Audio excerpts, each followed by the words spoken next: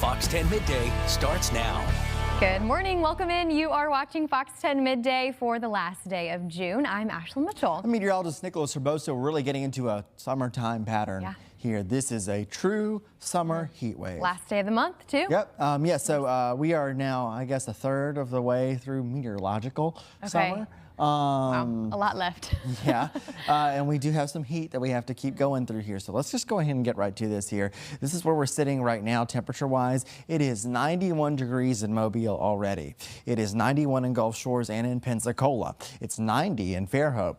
Looking at our Highway 84 corridor, 91 in Grove Hill, Monroeville, and 90 in Evergreen. The dew points are extremely high. 77, 79, 80 for a dew point. These are extreme numbers. And that means that the heat index values are high. You have heat index values of 108 degrees in Chatham, 103 in Mobile. Down at the coast, 105 Gulf Shores, 100 Pensacola, 103 Navarre, 110 in Destin. That is all the stuff that you step outside, that is what you feel. So it's hot, and you want to make sure that you're staying hydrated. If you have to be outside during this lunchtime hour here, you got to stay hydrated. Understand that very hot, your heat index values are over 100 degrees, even though those numbers at the bottom of the screen say 90 something. Really hot stuff there. The Pensacola forecast, sun and clouds now in Pensacola and especially across northwest Florida today. Could see a couple of showers and thunderstorms that pop up after 2 p.m. So you're going to want to be very careful, not only with the heat, but then we're going to start seeing some lightning and thunder happening. Now, it's not going to be widespread at all. Just a couple of thunderstorms could develop across northwest Florida here over the next few hours, and that's something we'll be watching for. We'll keep you updated on that. Otherwise, the big summer heat wave is here. We're going to talk about that and the chance for showers and thunderstorms coming up. All right, Nick, thank you. A vote is underway right now in Stockton that could reshape how the community controls its own future development. It comes even as a massive solar project moves forward regardless of the outcome of today's vote. Fox 10's Stephen Moody has more on this story that Fox 10 has been closely following since the start. Yeah, polls are officially open here in Stockton, and voters that I spoke to today said that this vote has been a long time coming. Today's referendum will let eligible voters weigh in on how future developments are decided here in this area. This after residents spoke out against Silicon Ranch's planned solar site near Stockton. It was back in April when the Baldwin County Commission passed a resolution requiring the special referendum, and voters have been waiting ever since. It's such a small community, and it's such an important environmental community that we have to stand up for what's important to the environment around us. And so I came out early because I have a lot of obligations today. I just wanted to make sure I got it done before going about my day.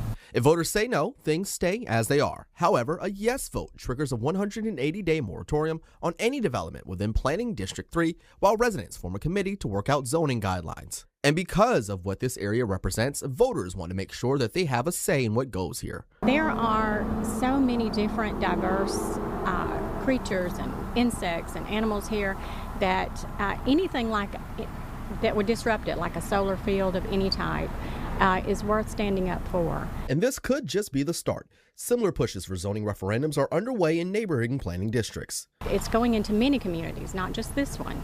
But this one is so delicate that I think that is what struck a nerve with so many people. Is just, it's such an important time to stand up for what's right with our earth. We've got to protect it.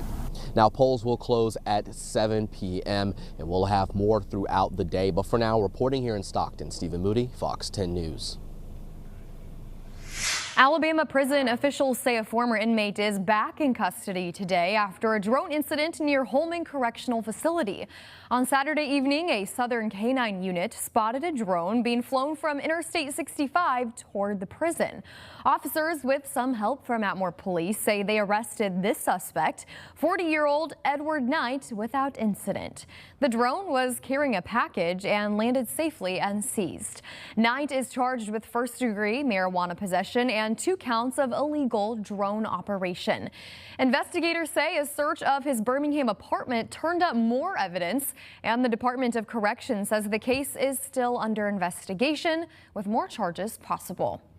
Also today, a Nepal native facing federal charges stemming from an alleged fraud against a Fairhope couple is now in custody and has been ordered detained. Saurav Sharma has been indicted in January but was at large. Authorities in Georgia recently arrested him. On Monday, he pleaded not guilty in Mobile's federal court.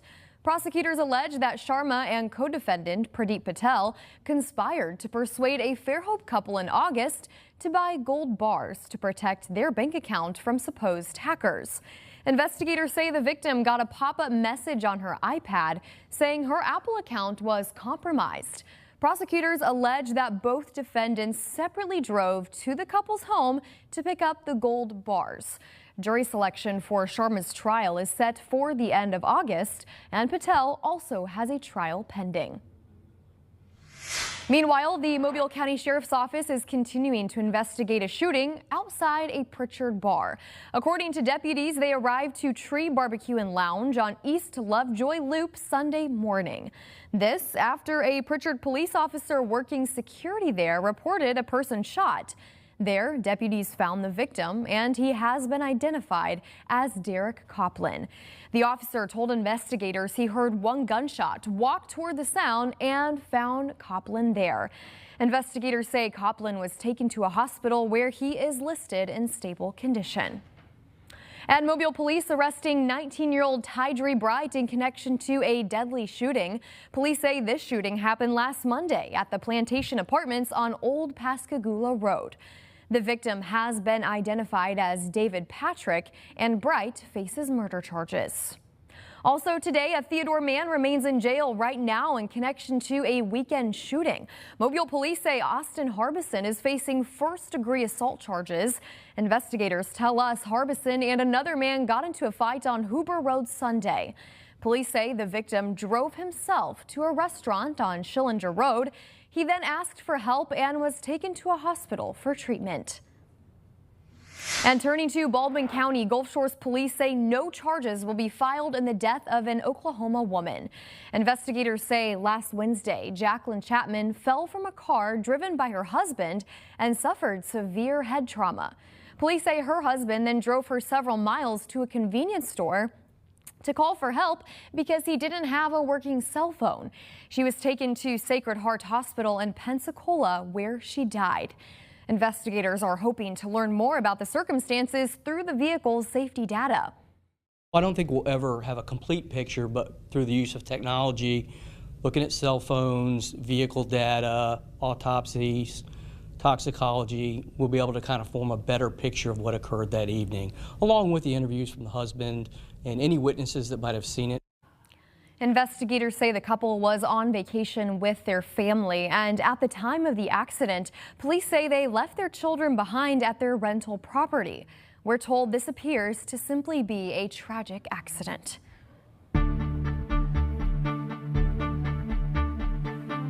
New today, President Trump is downplaying the possibility of a major breakthrough as a new round of peace talks get underway. The American team, led by Steve Witkoff and Jared Kushner, are now sitting down with Qatari mediators, who will then meet with Iranian negotiators on Wednesday. The Iranians claim they will uphold their end of the bargain if the United States upholds theirs.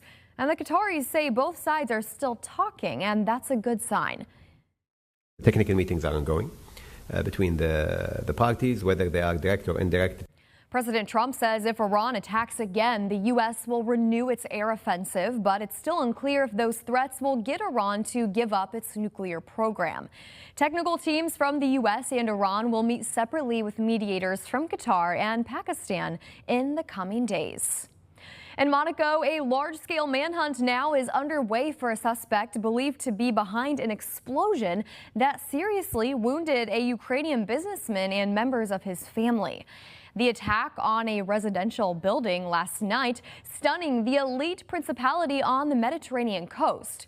Monaco's leader, Prince Albert II, calling the attack, quote, an odious act, and saying all the country's services were being mobilized to ensure security. The suspect was reportedly identified via video surveillance, but is believed to have crossed the border into France on foot. Regional media outlets are reporting that the Ukrainian man attacked a construction tycoon had been targeted by Ukrainian sanctions in 2023 for ties to Russia. Today, the Supreme Court handed down its final rulings for this term, including highly anticipated decisions on birthright citizenship and transgender athletes participating in school sports. Fox's Rebecca Castor has the details.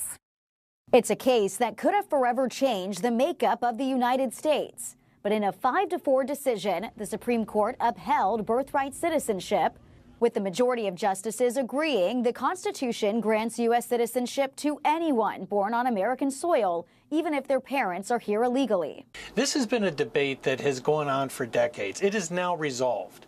What is not resolved is whether this country wants to remain an outlier on birthright citizenship. The ruling is a major loss for President Trump, who tried to end birthright citizenship on day one of his second term and even attended the arguments in person back in April. His legal team argued automatic citizenship was never the intention of the 14th Amendment, and it was only meant to apply to the children of freed slaves.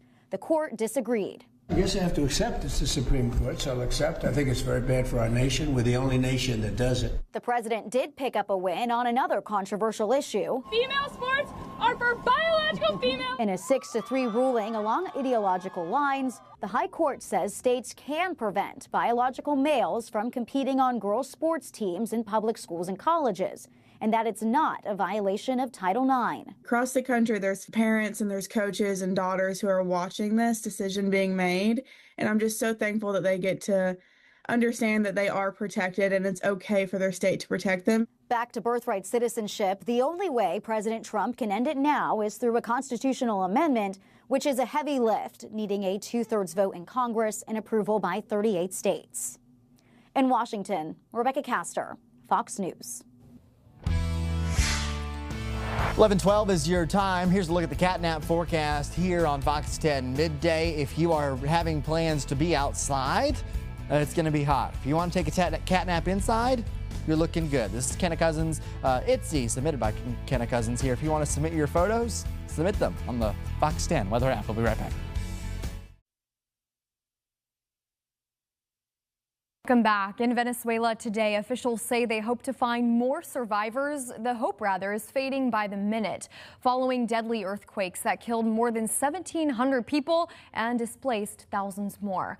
Over the last 2 days, no one has been found alive.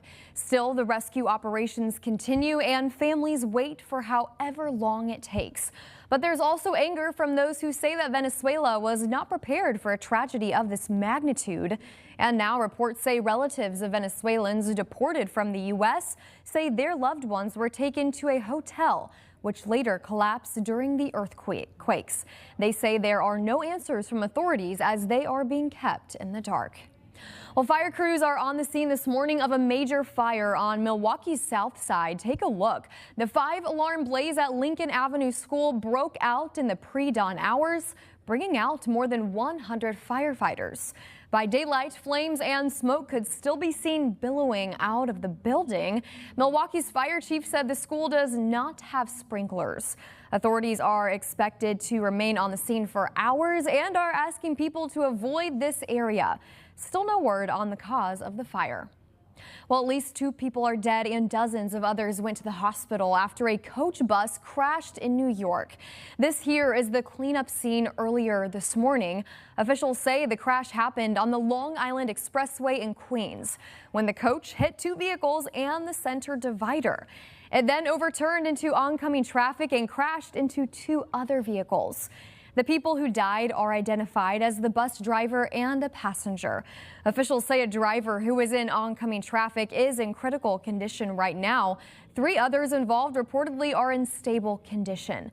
It is unclear, though, what caused the incident, which set off major traffic delays in the area.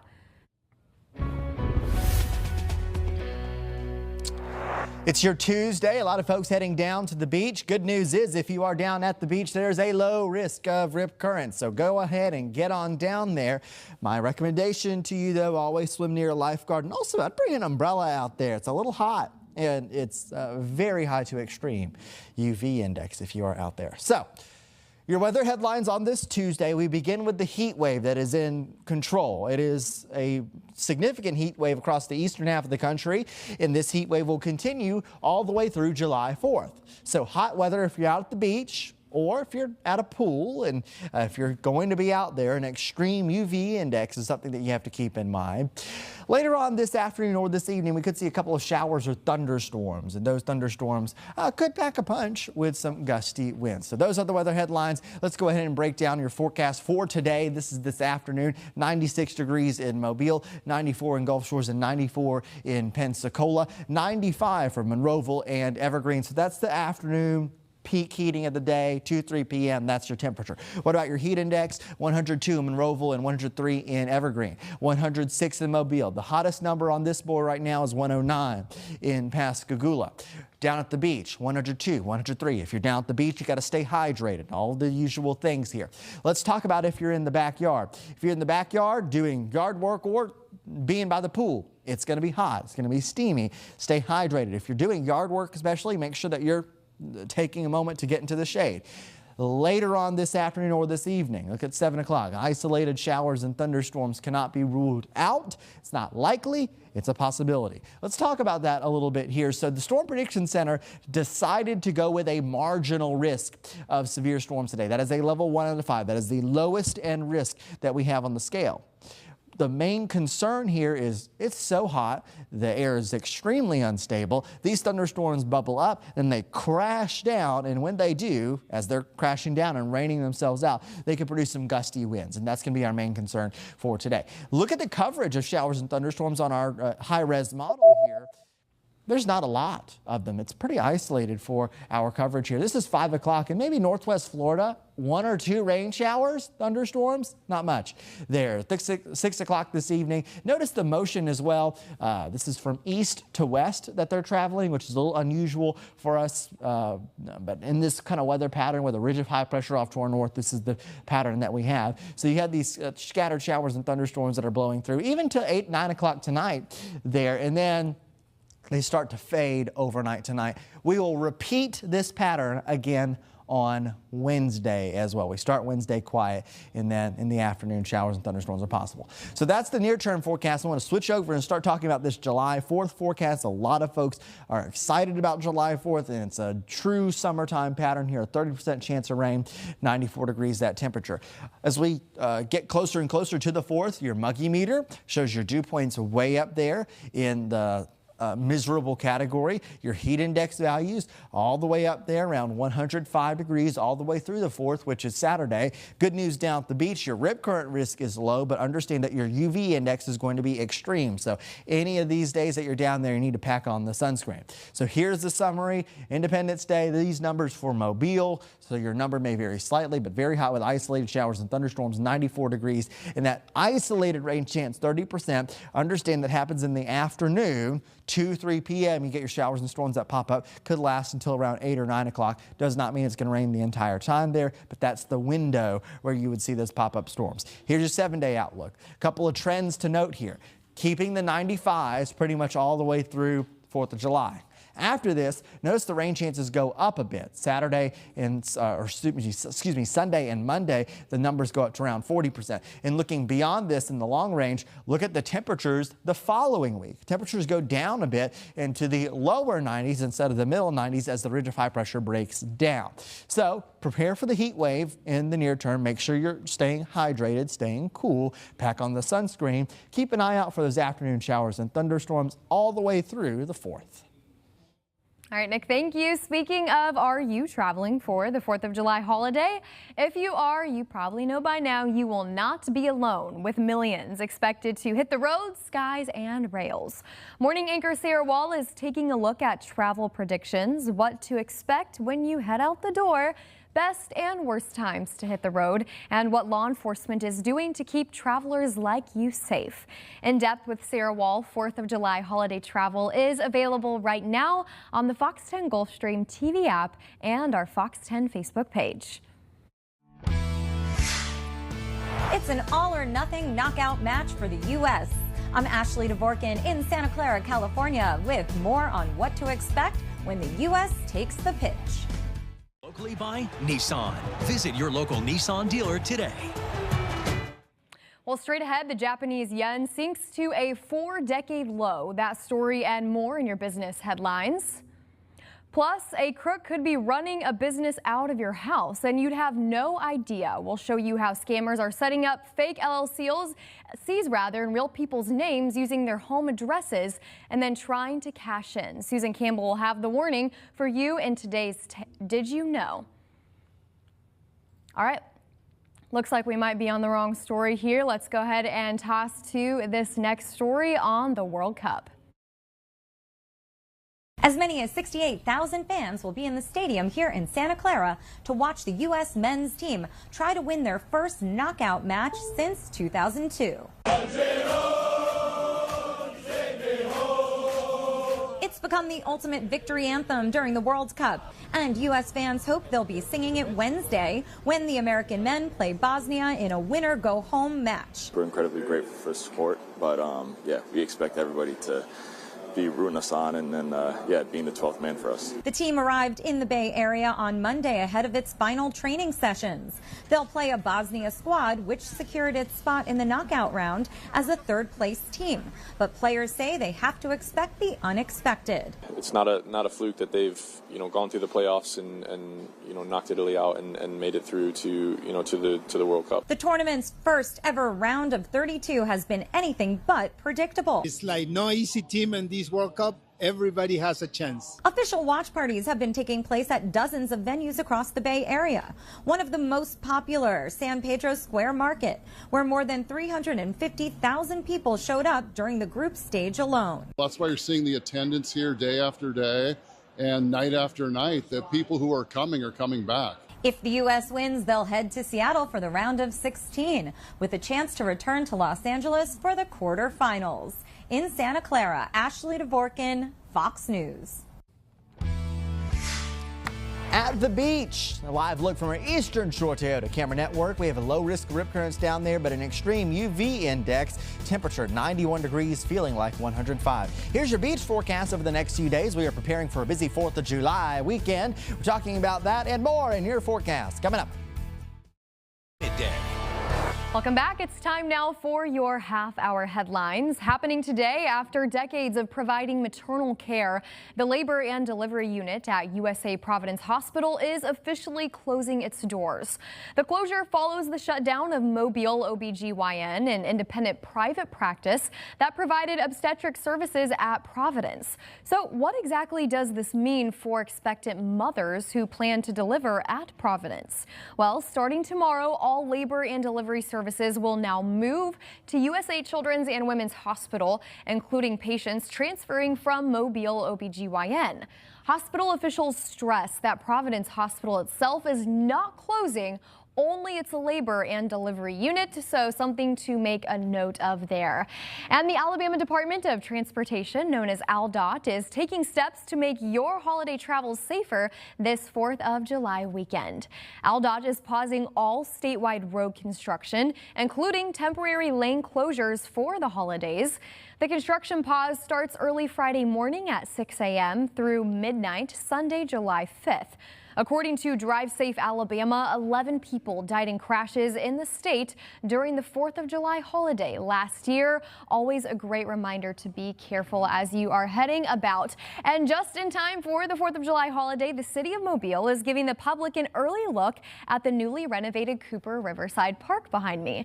The biggest part of the renovation, replacing the 100-year-old bulkhead, took just over a year to complete. Officials say the upgrade should last another 100 years. Visitors will notice more green space and upgraded the amphitheater, now with full power and the ability to host events of all sizes. The park won't fully reopen until mid-August, but you can get an early look this Saturday, so be sure to check it out. Medicare will cover medications for weight loss for the very first time. Warren Buffett skips his mid-year donation to the Gates Foundation. The Japanese yen sinks to a 40-year low, and Budweiser is giving fans $6 to buy beer.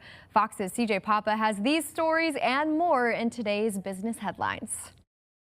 Obesity drug access is expanding via Medicare. Starting Wednesday, Medicare will begin to cover popular medications for weight loss, including Wegovy and Zepbound, for a $50 copay. While Medicare already covers GLP-1 drugs for some health condition treatments, the move now applies specifically to weight loss.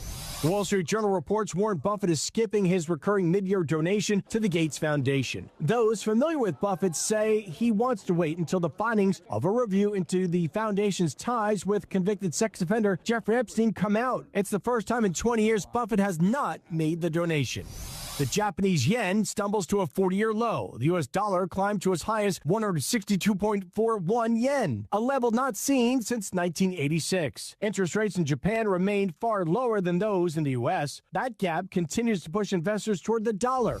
And Budweiser is giving fans $6 to buy beer to celebrate America's 250th birthday. The promotion runs until July 5th or until the $150,000 tab runs out. Those 21 and older can register online or scan QR codes at participating stores to claim the gift card. CJ Papa, Fox News.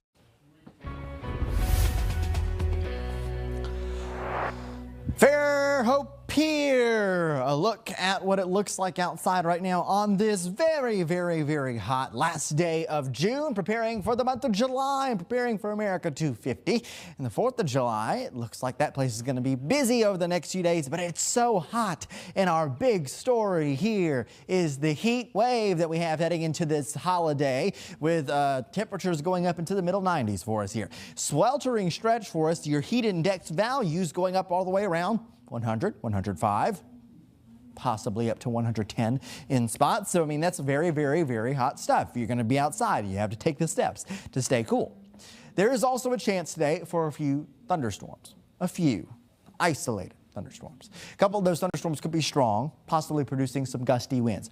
We're in a very unstable air mass right now, so that's the deal. Or at least when these thunderstorms get going, it could be in an unstable environment. All right, let's talk about this though. Until 6 o'clock today, we have a heat advisory in place. Heat index values up to 110 degrees cannot be ruled out for our entire Fox 10 viewing area. Today's afternoon temperatures in the mid-90s, generally 96 degrees in Mobile, 94 in Pensacola, 95 Calvert, Chatham, 96 in Leesville, 95 Lucedale. If you are out and about this afternoon, your heat index values around 100 to 105, possibly higher. Look at that, 109 in Pascagoula. So these numbers are what you're dealing with. If this is the feels like temperature, if you step outside, this is what you feel. The reason it feels hotter than the actual air temperature is because of that crazy humidity that we have out there. The high dew points, lots of moisture in the air really makes it feel soupy.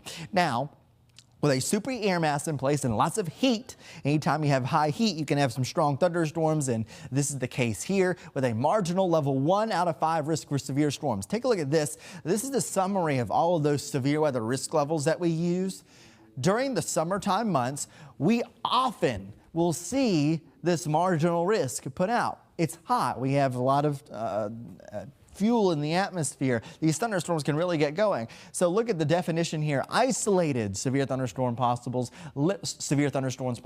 limited in duration and or coverage and or intensity. That's what we mean by this marginal risk. It's very limited, not those kind of big barn burner kind of wrecking thunderstorms. These are thunderstorms that would be more isolated in the way they work. And isolated is a great way to describe today's evolution of showers and storms. Here's 5 o'clock, Northwest Florida, a couple of storms happening there. And then 6 and 7, 8 o'clock, they continue to move to the west. We're going from east to west with the flow today of storms. Now, this evening and overnight tonight, we go quiet. But again, on Wednesday, we have around 30% chance of showers and thunderstorms. We could see those storms happening there. 20s for Thursday and Friday. Then we get to our 4th of July forecast, which is very hot. Again, we could see heat index values over 100 degrees during this period here. Rain chance around 30%. Those are isolated showers and thunderstorms happening in the afternoon and evening. It's not going to ruin your plans, but it might be a brief interruption in your plans. And if you're setting out fireworks ahead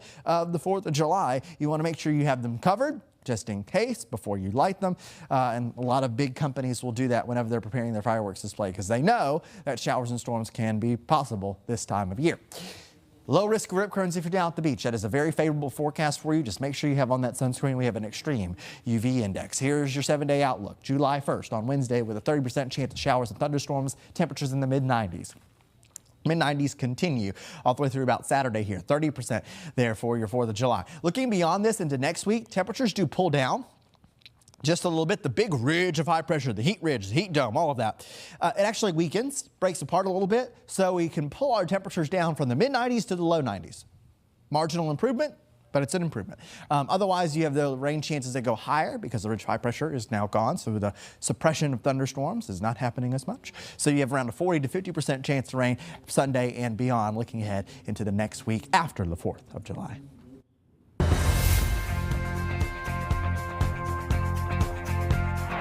One of the most visited national parks in Washington, D.C. is about to change, and a woman on the Eastern Shore is leading the effort. Fairhope's Anna Lehman commutes between her home in Baldwin County and D.C., where she's leading the effort to build the first ever Women's History Monument on the National Mall. She's Lanice Ligon's latest guest on Living It Up with Lanice, and she's sharing how you can help shape what gets built. We know that as we are seeking to honor history, we are also writing history. So the story of how this monument got built will be told one day. It will. And we know that we are carrying a torch that is extraordinarily important. And so for us, we're making history not just with what we're building, but we are determined to make history with how we build it. Incredible to have that local representation there. The episode is out right now. Listen wherever you find your podcasts or log on to livingitupwithlanice.com and fox10tv.com. And the latest episode of Unwritten Legends of the Gulf Coast is also available on the Fox 10 Gulf Stream. We're lifting off with the Blue Angels to celebrate America's 250th. We're going inside the cockpit, giving you a bird's eye view of the focus and precision behind every move. You can watch the full episode right now on the free Fox 10 Gulf Stream app. And you can download the app, by the way, for free on your smart TV or with Roku, Fire TV, and Apple TV. In addition to segments like Unwritten Legends, you can watch all of our newscasts and Studio 10 Live and get access to all of our other content, including podcasts in depth with Sarah Wall reports, We the People segments, and so much more. So be sure to download it right now. Well, did you know fake businesses are a real problem? Fraudsters could use your name and your address to open a fake LLC, and it's happening more often than you might realize. Susan Campbell explains. These fake LLCs could pop up anywhere. It is a problem across the country, and often people don't even realize their information has been stolen. Morgan Johnson doesn't own a furniture store, and she doesn't run a toy wholesaler. But the paperwork sure makes it look like she does. A furniture store at your house? At my house. Supposedly. Allegedly. 3 times in the past year, someone's created LLCs in Morgan's name at Morgan's address. I freaked out a little bit about it because it felt so intrusive. How did you actually find out about this? I was going through the mail and I saw something that said GRNG LLC. We have pending information about a credit account you're trying to open. Do you see where this is going? Fraudsters create fake LLCs with the goal of cashing in, often passing bad checks or opening a line of credit they'll never repay. The bottom line is it's not for a good reason, right? Tanya Gibson is the director of the corporation's division at the Arizona Corporation Commission. She showed us how many complaints the agency has received about fake LLCs over the past several months. In September, there were 208 complaints. The number dipped after a new system launched, and now they're back up with 180 complaints last month. It's a huge problem. So why is it so easy to create an LLC? Well, so we have to balance between making it easy to start a business and then protecting the consumer. Right now, you can create an LLC online with a name and address. No ID required. We have no way to verify if that person has the ability to use an address. Tanya says she wants the law to change to give the corporation's division the authority to validate information and deny a filing if fraud's suspected. In the meantime, there are changes coming soon to make it tougher for fake LLCs to be filed. In a couple of weeks, we're going to have our online ID verification, which will require a photo ID, front and back, and a selfie. Do you think that's going to cut down on the fake LLCs? Absolutely. We know we can't prevent fraud completely, but we're trying to throw as many hurdles in place as we can. Once the state gets a complaint about a fake LLC, it takes months to get it dissolved. Morgan's in that holding pattern right now with 2 of the fake LLCs in her name. We changed the status to pending and active, not in good standing, and then we put undeliverable, trying to let the banks or whatever credit agency know that's not a good business to do business with. But technically, in those 4 months, something could go wrong. Absolutely. Flagging it isn't enough. We need to do a lot more. Morgan knew about the fake LLCs at her address because she got mail about them. But if that mail doesn't come, these things could fly under the radar. So it is worth checking your own name and address through your state's business database. I'm Susan Campbell.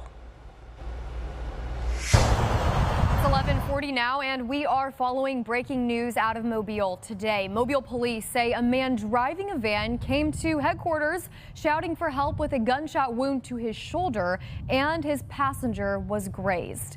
The man driving the van is getting treatment at a hospital for non-life-threatening injuries. You are taking a live look at the scene at Mobile headquarters, but we do want to point out the shooting happened at a different location. MPD has yet to release more information. We will continue to follow this and bring you updates on air and online at fox10tv.com. But again, we are taking a live look at MPD headquarters right now. Notice the crime tape, some officers walking around that scene there. Information is limited, but we will keep you updated right here on Fox 10 News with updates on this breaking news. For now, straight ahead, a teacher is bringing back a popular 80s game. We'll tell you about that. Plus, one man detained at an airport for trying to sneak grenades through security. We've got the full details in your midday. Time now for our midday talkers today. Peanut butter and grenades, Nick. Not your typical PB combo, but that's what a TSA officer found in a passenger's bag recently. Wow, listen to this. The Transportation Security Administration says this sticky situation happened at the Indianapolis International Airport. Wow, officials say a checked bag was flagged for additional screening. And when an officer and explosive expert inspected it, they found 2 live smoke grenades, one inside a jar full of peanut butter. This is wild. Officers paged the passenger to a ticket counter for questioning and learned he was told by a friend that the peanut butter would get the grenades through TSA undetected. Hate to tell you, your friend was not a good friend. Hey, buddy, I know you're trying to get...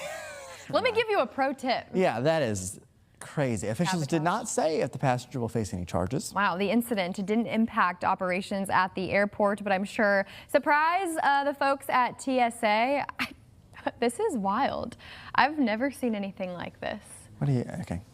All right, what a crazy story. Don't make silly decisions like that. Moving on, a 4th grade teacher in Maine is bringing a 1980s board game back to life.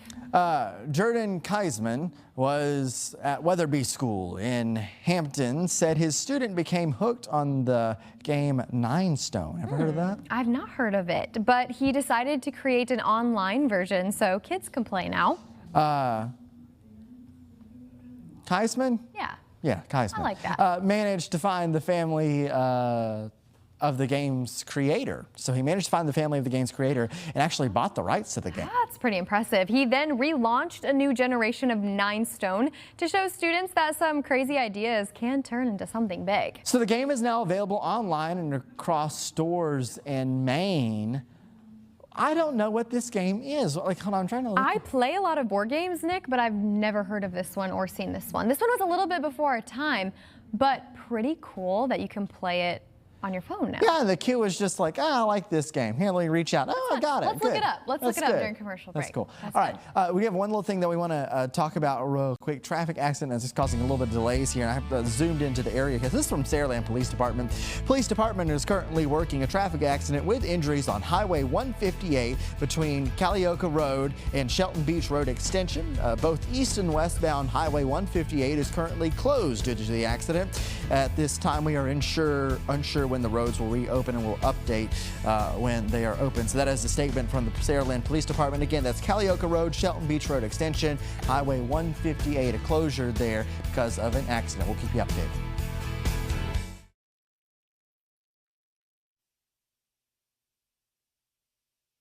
Historic dinosaur discovery is rewriting what we know about Antarctica, and somehow it spent decades just sitting in a drawer. Patrick Cornell shares the remarkable find, and take a look at this. A long-forgotten fossil is reshaping history. This is the first dinosaur bone that was ever found in Antarctica. Believed to belong to the Titanosaur family, among the largest dinosaurs roaming the area more than 70 million years ago when the landscape was lush, green, and attached to South America. They are absolutely huge animals, and this is quite a small one by comparison. Get this, the game-changing discovery was locked away in a collection drawer for nearly 40 years. We gotta go back to 1985 when researchers found the fossil during an expedition on James Ross Island on the Antarctic Peninsula. At the time, believing it to be from a marine reptile as documented in a field notebook, putting it in storage. Recently, paleontologist Dr. Mark Evans stumbled upon that bone and had a hunch. Testing revealed its true identity as a titanosaur tail vertebrae dating back to the late Cretaceous period. Every record like this is valuable and helps us put another piece in the puzzle of how these things were living and how they're moving around the planet at the time. Another rare find, this one netting a kid some big bucks. 9-year-old Mason Dean and his dad visit a card shop every month hunting for their top players. We normally just look around and if I feel lucky, we normally get it back. On a recent trip, they struck gold, unwrapping an autographed rookie card from Chicago White Sox infielder Munetaka Murakami. I was like, this is crazy. Deciding to cash in on their good fortune, reportedly auctioning the card for almost $75,000. And what's a 9-year-old to do with all that money? I wanted to buy more cards, then some of it I wanted to give V-Bucks. Not so fast, my friend. Dad has other ideas. If you can take the value of it as is and put it towards the college fund, that's what we opted to do. For Take a Look at This, I'm Patrick Cornell. Fun story there. I was definitely not thinking about a college fund at that age, but I'm glad he's helping him out. Yeah, that's what you need to do. You need to think smart, think ahead. All right, let's talk about the forecast real quick. Thinking ahead to the 4th of July, a sweltering stretch for us here. By the way, one note for this afternoon, a couple of strong thunderstorms cannot be ruled out, so we'll talk about that real quick. So the heat advisory today goes until 6. Heat index values up to 110 cannot be ruled out. So just be prepared if you're out and about today for the big time heat, because that is going to be the big deal for us. Now, what about thunderstorms?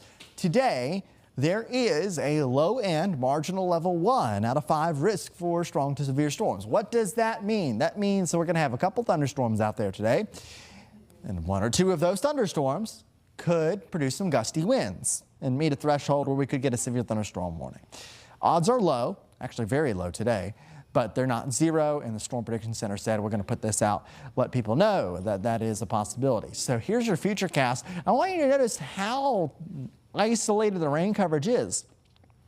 At 3 o'clock, it's not raining anywhere, or maybe like 1 or 2 places. I mean, it's a very, very small coverage. Then as you go around 5 o'clock, 6, there's a little more coverage of showers and storms. Also notice your motion. It is east to west. It's backwards. That's because of the flow right now in the atmosphere. It's going to be pushing those storms from east to west. So it's something that we got to watch your back for those showers and thunderstorms popping up this evening. Otherwise, looking ahead to the 4th of July forecast. There you go. Very hot, isolated PM thunderstorms going ahead in the 7-day forecast. After 4th of July, the temperatures should start to go down just a little bit into the lower 90s instead of the mid-90s. Okay, a change there for sure. Before we leave today, we want to leave you with a live look at Mobile Police Headquarters. We are continuing to follow this breaking news after Mobile Police say 2 people have been shot. We're told 1 man drove himself to headquarters. We're told the shooting occurred at a separate location and another person was grazed in the shoulder. Details are limited at this time, but stay tuned to Fox 10 News all day long for updates on this breaking story. We will see you on Midday News Brief on the Gulfstream app at noon.